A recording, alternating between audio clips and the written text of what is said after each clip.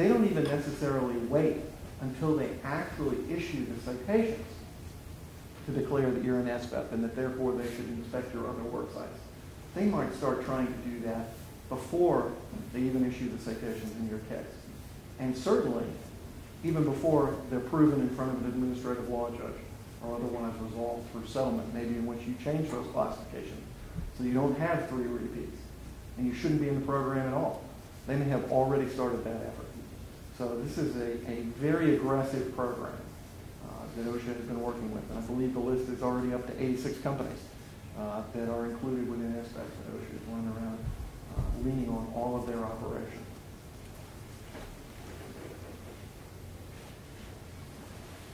You've got to think about this beyond one facility. Any OSHA inspection really doesn't have an impact just at one location. It can be anywhere.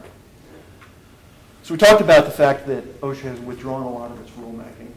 There are still a few things pending. Injury and illness prevention plans. This is a written program requirement that would be imposed across industry that would require every employer to evaluate each workplace, so each construction site, implement engineering controls, and train employees on all of the issues. California has a very similar plan. Dr. Michaels has modeled his ideas on that. In an unusual move in proposing this rule, OSHA in fact published all the final language of the rule that they would issue. Normally when they publish a proposed rule, they come out with the idea for the rule and they ask for comments, and then they put together the rule and submit it for comment. In fact, starting this process, they started with, here's what we intend to issue in the end. What do you think? They are trying to fast track this. This is something that Dr. Michaels made a key point in his confirmation hearings and written about prior to joining OSHA. It's his signature issue, and they don't have a lot of other rulemaking going on. So we can certainly expect that this will continue to be their focus. Combustible dust. This is the signature issue for Jordan Barrett, who is the Deputy Assistant Secretary. He was the acting Assistant Secretary for OSHA before Dr. Michaels came in. Jordan Barrett comes out of organized labor, where he led safety and health efforts on behalf of organized labor. He was at the Chemical Safety Board, where he helped author their reports calling for OSHA to issue a combustible dust rule and stating that it was a necessity. He then went from the Chemical Safety Board to the House Committee on overseeing OSHA issues and wrote House Committee bills and proposals that would have required OSHA to issue a combustible dust rule. Those never actually passed, but he authored the bills. And now he's the Deputy Assistant Secretary at OSHA pushing for, guess what, a combustible dust rule. This is his signature issue. And again, these are the 2 primary rulemakings that OSHA is engaged in right now. They've withdrawn the rest of their activities. So while we normally look at OSHA rulemaking as taking 5 years or longer to get through, that was in the time when OSHA had many, many rules pending at once, many different things going on. These 2 issues are their signature issues. So we certainly expect that they will keep moving forward with these on an aggressive time schedule. And there are things that we'll see within the next couple of years in all likelihood.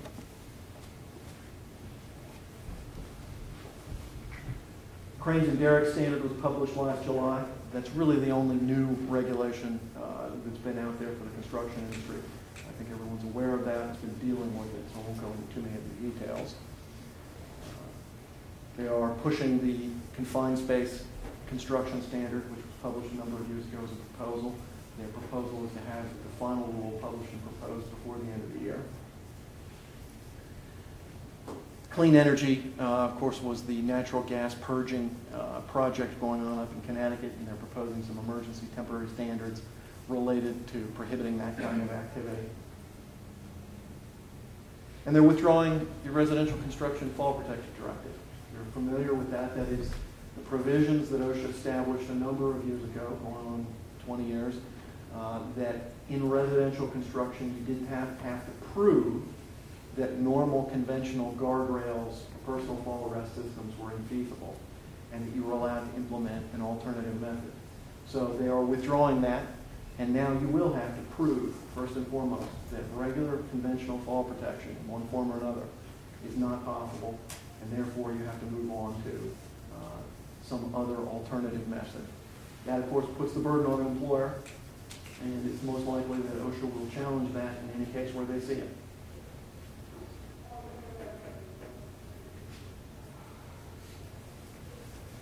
In every inspection, you have to be prepared because all of these things are going to be held against you at all of your sites.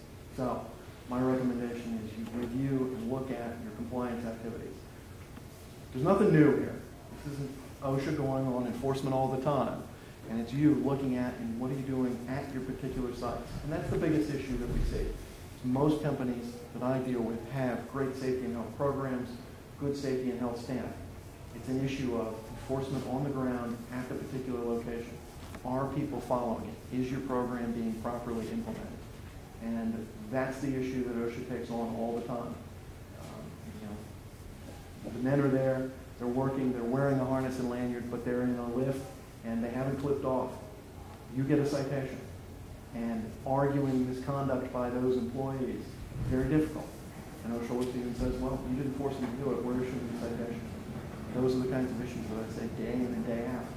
And you can have the best program written in the world, have good safety and health staff, but that implementation on the ground, critical. Settling any OSHA citation requires care and consideration because it's going to have an impact on you for at least 5 years. Follow-up inspections from OSHA are now much more of a real possibility than they ever were in the past. We've seen some of them. They're certainly emphasizing that as something they're going to do more. That is, they're not just going to accept your abatement certification letter stating that you did it. They're going to come back and look for it. And if they find that the same violation exists at the facility or at the work site, then they're liable to issue either a repeat citation or a failure to abate citation. And failure to abate citations carry a $1,000 a day penalty. Not an insignificant threat from OSHA. With the increased use of other than serious being used to put repeats out there, and the area directors not having as much clout as they had, what's your recommendation to avoid repeats other than going to court? I still,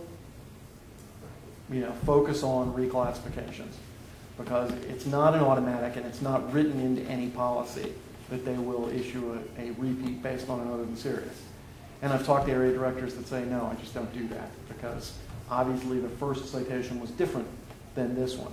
And that legal argument is still there. So it certainly helps me if I've got an other than serious as a predicate and I'm dealing with the repeat. It helps me in hoping to get rid of that repeat classification. And so that still is there. It's not the guarantee. It's not the more practical approach that it used to be, but it's certainly still the primary thing that we do. The second is being a lot more firm in when you're dealing with an other than serious citation or a citation that's just not right. Accepting it as other than serious as a means of getting along with the agency is something you really got to consider because just getting along with the agency may come back to get you. Hey Ben, any good news? Yeah, the good news is the Protecting America's Work with Workers Act is dead. That was at the start. How about Ben, I have one question for you. Do you know what OSHA's annual expense budget is relative to what they bring in terms of fees and fines? Any idea? They do not directly compare the two. Any fees and fines that OSHA collects go into the general treasury. Now, that is different than some of the state plan states. Indiana, every dollar in penalties that they collect goes back into their own budget. Do you think if that's not a conflict of interest, I don't know what one is. I was going to say, do you think they feel any pressure, to cover their expenses, particularly given the focus on government these days and spending? Is that at all behind the increase in fees and they don't penalties? Publish that anywhere. They, to the extent they keep that information, they keep it very close to the vest because they don't want to ever be accused of doing that. Dr. Michael's statements in increasing the penalties are simply, and he's right, federal OSHA has the lowest penalties of any governmental agency out there. I think the example they use repeatedly is if you harass a burro on federal lands in New Mexico, you get penalized $150,000. And a serious safety violation, maximum is $7,000. Gotcha.